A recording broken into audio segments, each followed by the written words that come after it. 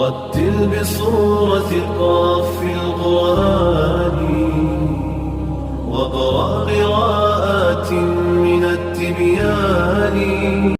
السلام عليكم يا البنات، واش راكم؟ ان شاء الله كامل تكونوا بخير وعلى خير، مهنيين وصحتكم ان شاء الله لاباس. مرحبا بكم في فيديو جديد، وبيان سور اللي عجبكم ما تنسونيش باللايك، واذا كنتم ماشي مشتركين اشتركوا وفعلوا زر الجرس بيوصلكم كل جديد.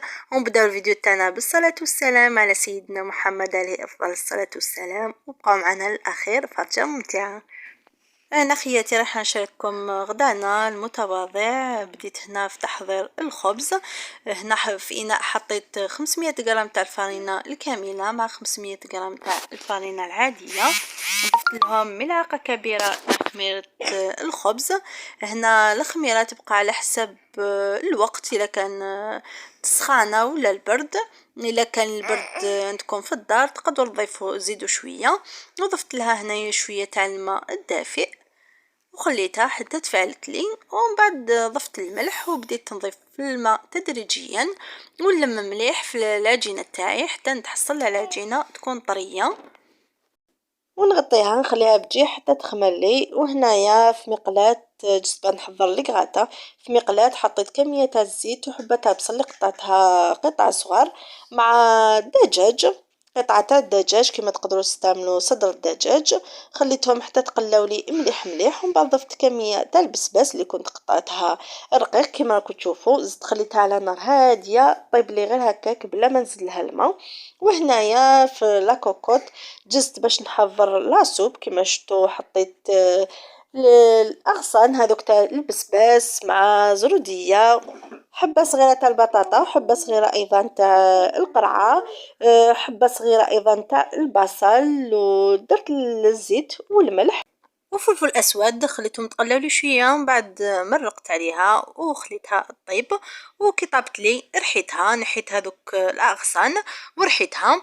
المهم خياتي، وهنايا رايحه نجوز باش نحضر الكغاطه تاع البسباس. في مقلاة حطيت كميه تاع الزيت وحطيت طرف تاع الدجاج مع بصله وخليتهم تقلاو لي مليح مليح.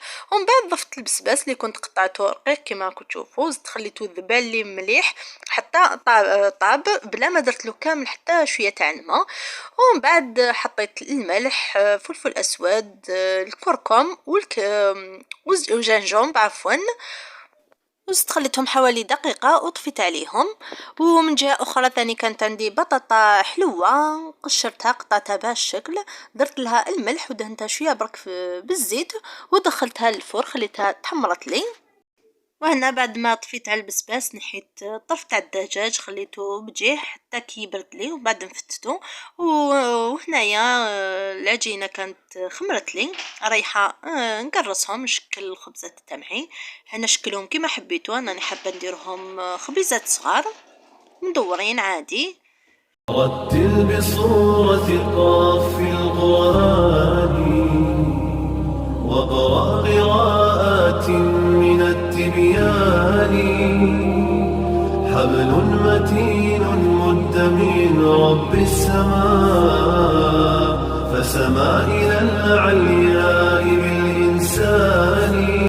وهنا بعد ما كملت شكلتهم شمخت برك يدي وجوزت عليهم كامل الفوق هكا باش يلصق لي زريعه تاع دارة الشمس مع زريعه الخشخاش وزريعه الكتان كما تقدروا تغطسوا لهم السطح في الماء.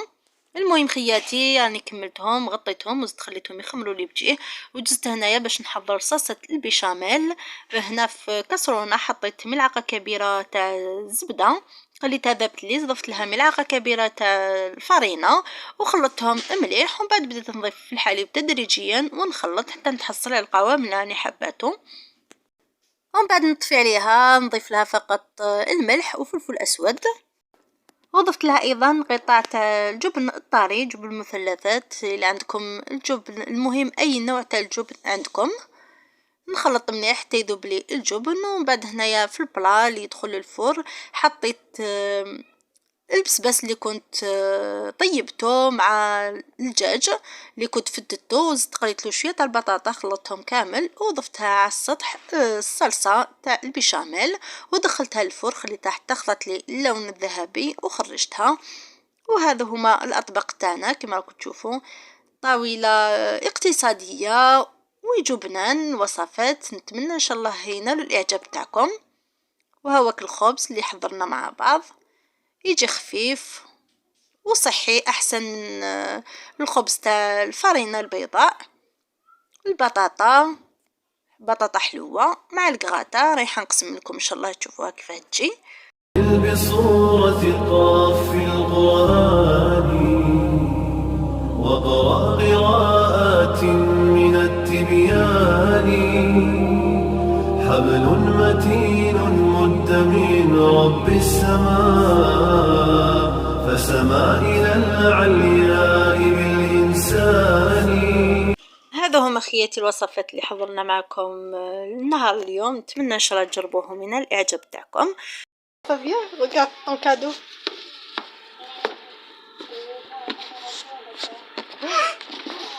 C'est qui ça? C'est à moi. C'est pour toi. وهنا خياتي في الاخير راح نوري لكم اش اللي راجلي زعما شغل هديه، وناس راجلي يشري الهدايا بصح ما يغلفش كيما يجيبوهم من المغازه كيما يعطيهم لك. المهم خياتي شرا لبنتي هذيك اللي شفتوها مع تليفون ليا وتليفون ليه، هاد التليفون ليه والتليفون الاخر ليا. انا ديجا كانت خسر لي التليفون تاعي، انا تتفاصون عندي مشكل مع التليفونات على باليش ما يشدوليش خلاص.